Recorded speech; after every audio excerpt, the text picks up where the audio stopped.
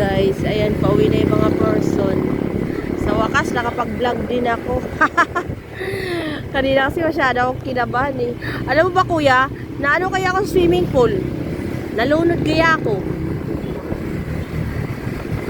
Ha? Doon yung sa dulo, tapos maalat din, tubig pala lang, tubig dagat pala yon. Hindi, kaya pala sabi ko, kaya pala walang napunta doon, yung mga tao nasa gilid lang.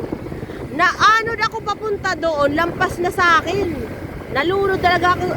Alam mo yun, nag-emergency langoy ako kahit na ako marunong. Bigla ako natutong lumangoy.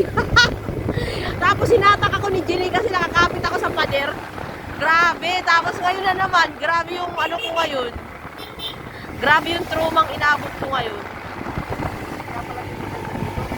Diba, nasiraan na. Ay, Diyos ko, naubusan pa ng gasolina. Grabe. Paano na kaya kung kami lang? Tapos kanina buti bumaba ako. Kung hindi ako bumaba, ay nako. Oo, baka talaga nalaglag kami pababa.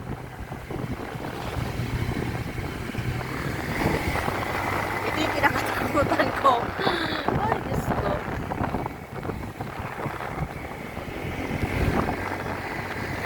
Ayan, maikot ko.